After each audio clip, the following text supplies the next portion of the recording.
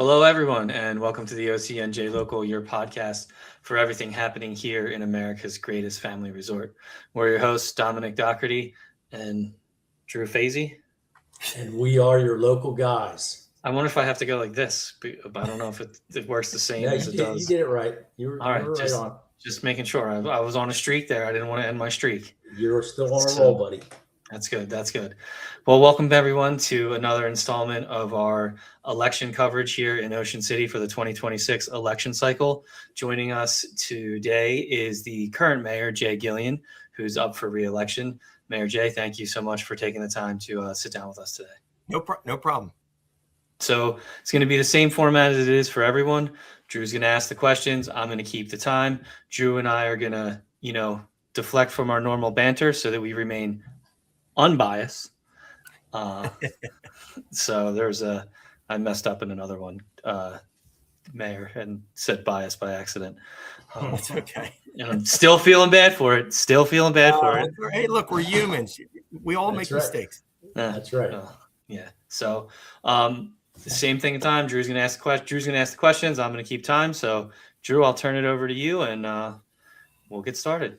Okay, here we go. So, Mr. Mayor, we're going to start out with 3 questions that are just yes or no answers. Okay. Yep. First one, should the city implement a residents-only parking permit system for the downtown streets during the summer? No. Okay, number 2, jitney service across the 9th Street Bridge, yes or no? No. Number 3, some residents and visitors think that Ocean City is losing a competitive opportunity to places like Summers Point and Margate by not offering alcohol consumption at publicly accessed restaurants. So BYOB in Ocean City, yes or no? No. Okay. All right, on to the. So it's so hard not to comment on this. It's so. Oh, I know. That's again because. It is hard because it's easy to say no, but there's reasons why there's no. But that can be another time. So hard. Sorry. Yeah. No, you're right, Dom. You're right. Because really, guys, it is hard to have no because the voter. Well, like I said, let's not digress. Let's stay on track. I'm sorry. No, I appreciate it. Thank you. I was all right. So we have we have. I'm sorry. So much for no banner, Dom. We have. No, believe me, I like it. Keep it up. That's your guys. So we have six of our main questions, and after each of these, you have up to 2 minutes to fully answer. Okay. All right. Number 1, the city's 2026 to 2030 capital plan proposes over $42 million in projects for the next 2 years alone, including flood mitigation, the new airport terminal, and pickleball expansions. If a recession or decrease in state grant funding occurs, how will you prioritize these projects?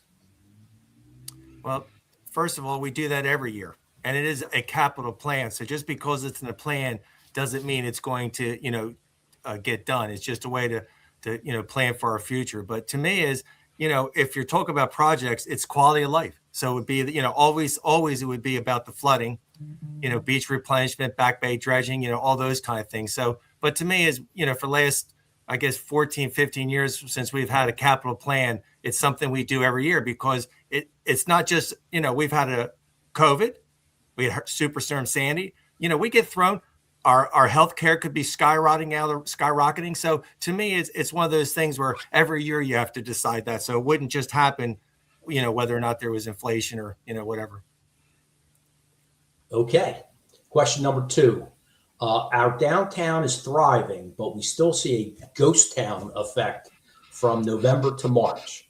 Some residents have suggested offering tax incentives or rebates for businesses that commit to staying open at least 5 days a week, year round, and until a later time of day, say 6 or 7 p.m. Would you support using municipal funds to subsidize year-round business operations, or should the market dictate when shops open and close? Look, it's tough to be downtown, but to me, as ghost town, I don't know who's saying that, but at the end of the day, out of the state of New Jersey, we're still number one downtown Main Street. They did a top 10 and Ocean City was 7th in the country. We were the only one in New Jersey to get that. So to me is, you have stores that redo their things, but the downtown's thriving. So, to me, that's a social media kind of question that people that really are not paying attention to downtown. But I think we have a couple stores that have been out for a while, but they're just, it's tough. It's tough to have a small business in New Jersey. And again, I think our downtown's thriving, but I don't think the taxpayers should get involved in any of those kind of things. Okay. Question number 3. The backpack rules and the 11 p.m. curfew for minors have helped, but boardwalk business owners still report issues with large groups of teens during peak summer weekends. Given the state's strict laws on how police can interact with juveniles, what is your plan moving forward to keep the boardwalk safe and family friendly without turning the island into a police state that scares away younger tourists? Wow, that was a big question here. So let me try to me, as we've been doing it, we've always done it. No matter what, we talk to our police chief, we talk to our prosecutor, we talk to the attorney general. So to me, we're never going to be a police state. And the fact that, some boardwalk merchants say that, I think the majority, when you talk to boardwalk merchants, are very happy on what we're doing. And everything that we've done has helped. So the boardwalk's been great. I mean, it's been, it's been contained.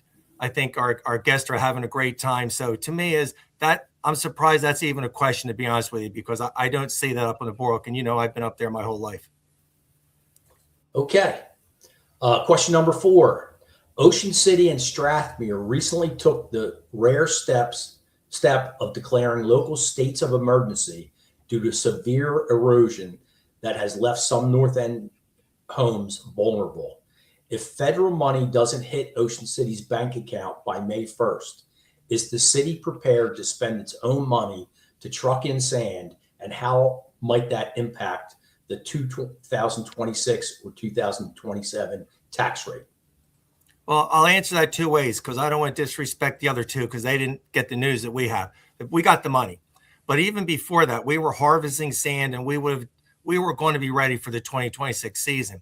And again, it's really just the north tip, from the north end down to, 12th Street, 11th to 12th Street. But, we're going to be in good shape now. The money's coming. They're being very aggressive. They're fast tracking everything. So sooner than later, we're going to have the dates on when they're going to be doing the replenishment. But if we had not, the money's there. So, we've got that guaranteed. But if they had not, we would have been ready. We would have done whatever it takes. And that's what we do. I mean, every year we have erosion every year. We harvest, we maintain our beaches. And, again, that's another social media thing. You take one picture and you blow it out. We have 8 miles of amazing beaches. And the South End, when we were growing up, remember how there was no beach down there. So over this administration, we have done an amazing job with the beach. And it's also because of our relationships with our congressmen and all our public officials, the DEP, the Army Corps. We just got off the phone with the Army Corps yesterday. We're going to be talking to the DEP tomorrow. So again, that's where experienced leadership comes in, guys. So. Okay. Question number 5. If there was a project presented by the owner of 600 Boardwalk that included public space, amusements, retail, ample parking, and a hotel with a number of stories that was considered a compromise from the original concept presented, could you support such a project? Drew, you've known me for a while. I'm about getting the facts. And from the beginning, the owner and council should have gotten into a room and figure out what works for everybody. But that's not what happened. A lot of the processes, it got very emotional, and it's a shame because, 34th Street, there was a project, they came in, they talked to everybody, and then, it worked out perfectly. So to me is, with 600 Boardwalk, I want something spectacular. But to make a decision or give an opinion on just what could or couldn't happen, that's very dangerous for a mayor to do. My job is to give facts and follow those facts. But for me, it was like the windmills. Like, oh, is he for and against it? My job is to give the facts to everybody in the city and then make their decision. But for me to just say, hey, if they do this, if, as the mayor, you can't live on ifs. You got to be prepared and ready. But again, this was this was a council issue. And at the end of the day is the two of them should have gotten into a room and should be getting in a room right now, even though you have committees and everything else going on. Leadership gets in a room and gets things done. And this is legislative and this is from the council. So, I hope they're doing that. Okay. And the final question: for the first time in recent history, voters have 3 options for mayor with experience in local government. What is one specific thing about your leadership style that sets you apart from the other 2 candidates? Well, honorability, experience. I mean, think of what we've done over the last 16 years, and I'm proud of it. In Superstorm, COVID, derechos, high health care. I mean, everything has been thrown at me, and we've had, an amazing success rate, and we've gotten everything done. We're just finishing up on the police station. So everything that no one before me could get done, we got done over the last, 10, 15 years. So I'm very proud of that. But to me, it's, it's leadership, and it's listening to people, putting experts around you. I have a great professional administrative staff. So to me is, there's a difference between being a mayor and a councilman. And I can tell you, they have no idea what it takes to be a mayor, because this is a 24/7 job. And again, Drew, you've been around me a little bit more. You know how, I take this seriously, and my bar's high. I'm not a politician. I get my hands dirty, and I'm honorable and honest. I'm going to tell you exactly what it is. And 9 times out of 10, when you're honest and you tell people, they don't sort of like what you tell them, because people want to hear what they want to hear. And I will never do that. And I think I've proven that over the last 16 years. Okay, Dom, that was the last question, buddy. All right. Well, Jay, we'll turn it over to you. This is your 2 minutes to, reach the voters, let them know anything that we didn't answer, or, go from there. Yeah, no, first of all, I want to thank you guys. But to me is, if this was on getting things done, this election should be a landslide. And the 2 guys that are running have been with me most of the time. So to me is, we have a great town. I think our quality of life has been unbelievable. Every year it changes. I mean, we've been changing every year since I've been here. So, I mean, to me is that it takes strong leadership, understanding. You got to know your community, and this community is chopped up in a bunch of little neighborhoods, which is great. But, when you live here your whole life and you see the people and how things grow, and, you come in contact with the people, Ocean City is a great town, and we got nice people here. It's a shame we have the minority that go on Facebook that don't even live here to try to tear us apart. But, unity in the community has always been my thing. And I think that's why I do. I unite everybody and unite people, even if they don't want to work with me. You just got to be able to listen and figure it all out. And we do. I don't want to hear what the problem is or who's to blame. Come up with a solution. That's what I'm all about.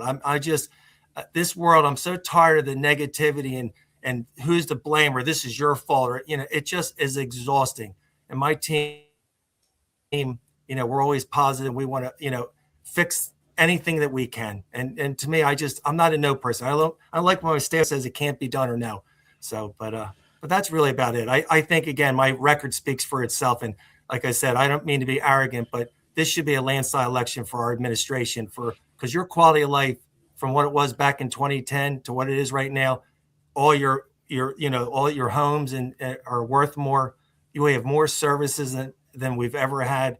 We take care of our seniors to our grandkids. So, I mean, there's not too much. And I want to continue doing that. We're going to be putting a pump station in down at the south end. I want to continue that quality of life that everybody enjoys so much. So, but that's about it, guys. That's my soapbox. Okay. Well, thank you, Mr. Mayor. Yeah. And I appreciate it. And again, I like the banter back and forth. I think that's what makes the show. So, you just reminded me. I didn't put my banner up the whole time. That's what somebody. Hey, you got to pay the bills. Yeah, somebody does. So, all right, guys. Well, thank you very much. And again, I'm always around if you need anything. Thank you. We appreciate your time. Thank you, everybody, for tuning in. Sorry, Matt, we didn't get the banner up enough this time, but I'll make up for it on other episodes, I promise.